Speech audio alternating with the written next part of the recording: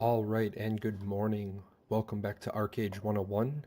This is JAHLON, and today we are on part 14, the second part of the vehicles tutorial, and this I consider an advanced class. As always, if you need to get in touch with me, visit me at my webpage or at my email. And as I've been saying in the last few weeks, feel free to reach me on Discord. I am JAHLON, hashtag 8446. So our list of objectives today is we're going to talk about a different way that I might do the contests, and I'm looking for your feedback on this uh, because a lot of people are having some problems. We'll get to that in just a minute. I'm going to go over a couple of costumes that go hand in hand with different vehicles. I was asked to talk about something about the transport, their speed comparison. I'm going to talk about how to regrade ship components. I'm going to show you making ship component regrade scrolls. I'm going to give you my galleon advice, and then I'm going to talk about the left out vehicle. So first up, a lot of people are having problems with the contest, the way I do it, because I collect YouTube comments and then I try to message people through YouTube. It's not really a very intuitive system. It's hard enough to get me the message, and then it's even harder to get mine back. I am required by the creator program to kind of keep track of how I give out the codes that I'm given, and I have to do it in a way that everybody has a fair chance. So I'm debating if a Google form would be better. I've put up a sample form. So what I'm going to do is just to show you, if you were to come over to this particular form, this is what you would get. You would, it would be titled 5, 10, whatever, giveaway codes, and I would put some details here. So as you can see, this is just my sample form. It's only asking you one question. It's asking you for your official forum name. And then I would actually be able to put the contest video right here. So you'll see that it starts and then you could go watch it on YouTube. This might help you share it with your friends or guildmates because you could give them the form URL, and then they'd be able to register for the contest right away and then watch the video as well. So I'm just going to go ahead and put in my official forum name, and I'm going to hit submit, and that's it. It's that quick. What would happen from there is that I would be able to go in and pull the names, and I'm going to pause the video for just 1 second. Alrighty, sorry about that. I wanted to just throw a couple of more names in so that you'd be able to see. This would be what it looks like from the uh, Paradox Gaming Network panel, and I can then see the different individuals. I can cycle through them, or I can go to the summary and I'd be able to pull the names and run the raffle. So if you think this way is going to be a better method for running the contests, please let me know. And I'll start with a simple trial, maybe do one squirrel code on it just to see how it works. If I get a lot of positive feedback, I might just switch to it for one bigger raffle just to see how it goes. Alrighty, so to talk about the costumes. Now, you can't exactly get all of these costumes right now.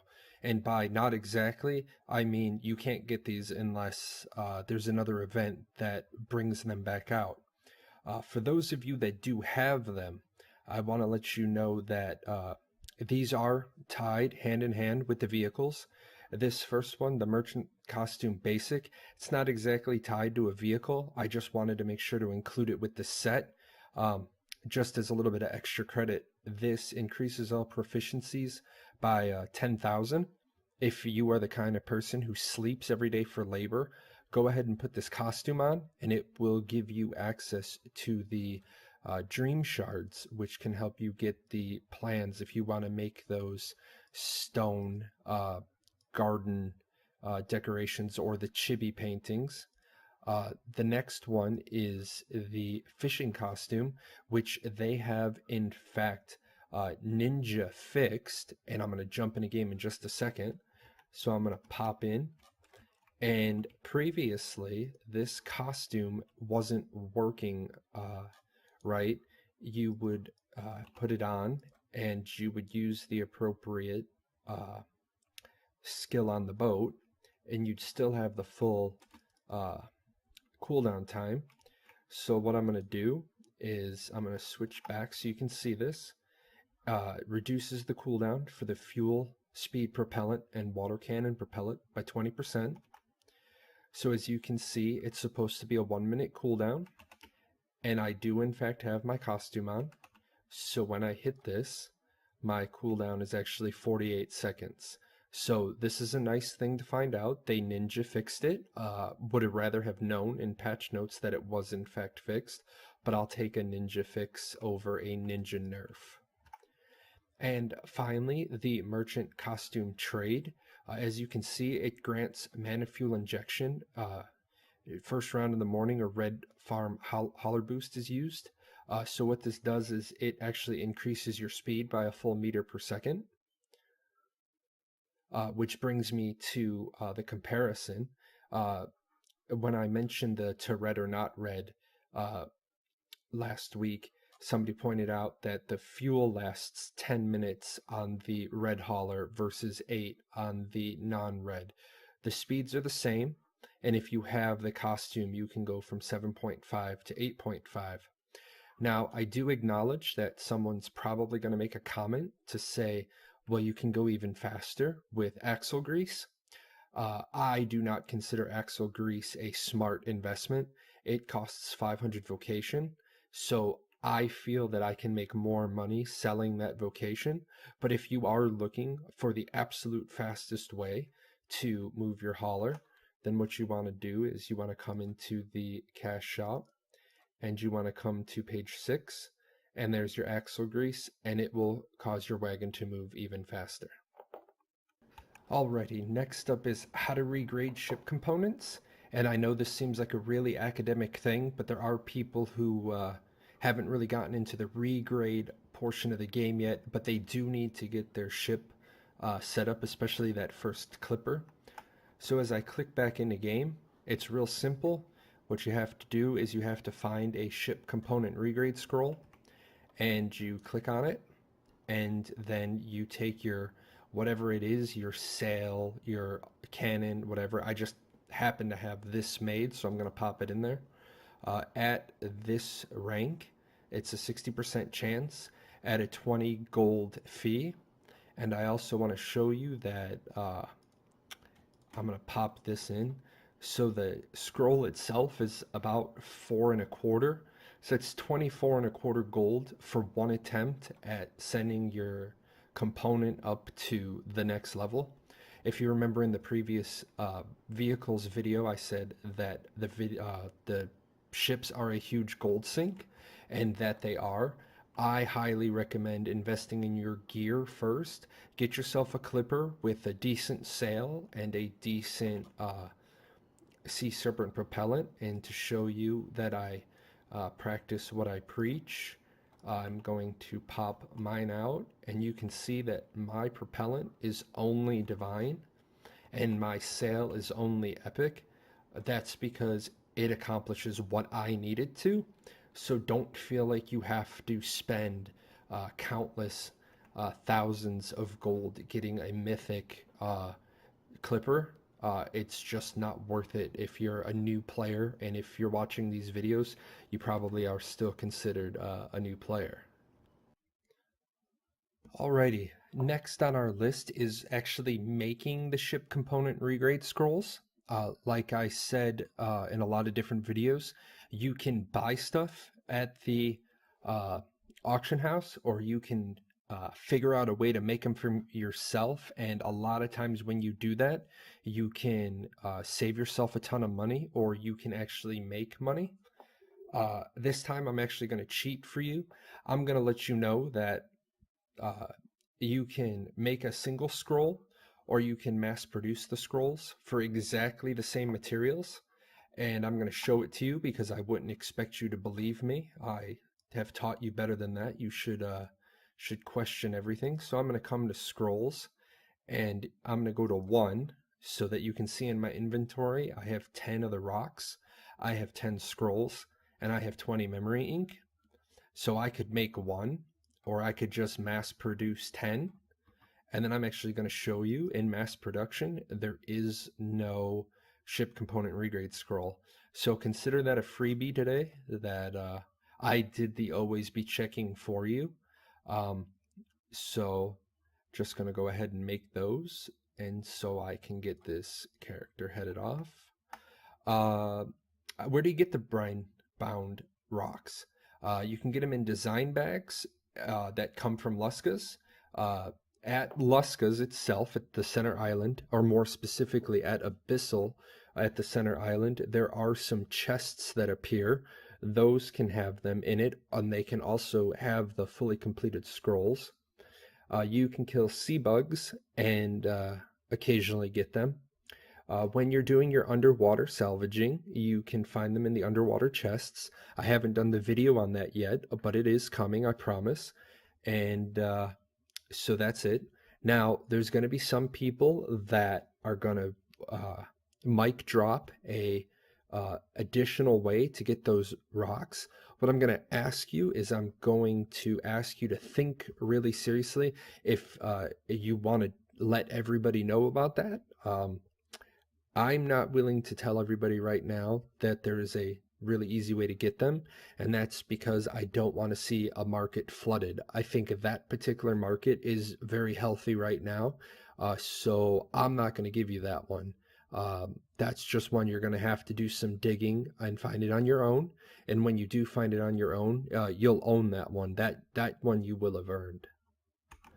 Okay, what's up next is I'm going to talk about my galleon advice, and this is my advice based on A, building my own galleon, and B, fighting other galleons. And as you've seen on a number of my videos in the non-Archeage 101 playlist, my ship, as only a legendary build out, has engaged and beaten mythic galleons. It has engaged and beaten Anoan galleons.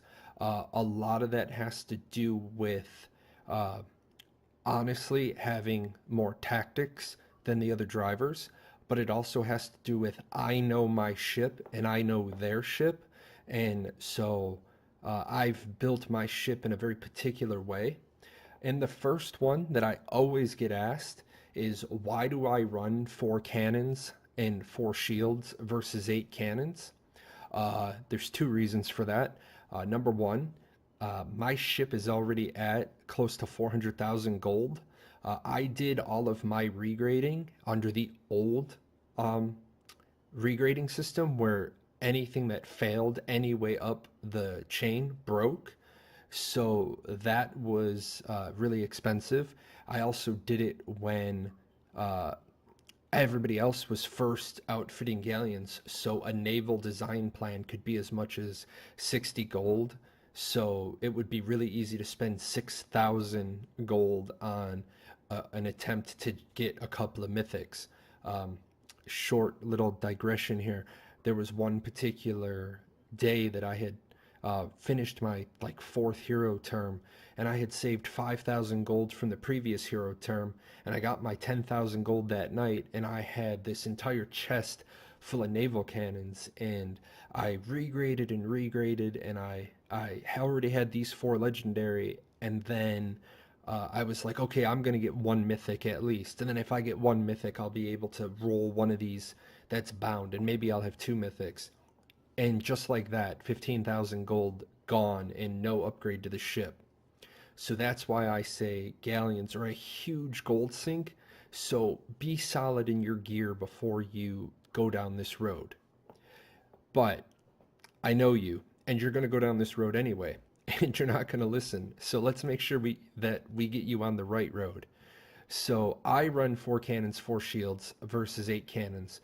The reason why is because that lets me hang in the firefight longer because I don't have mythics.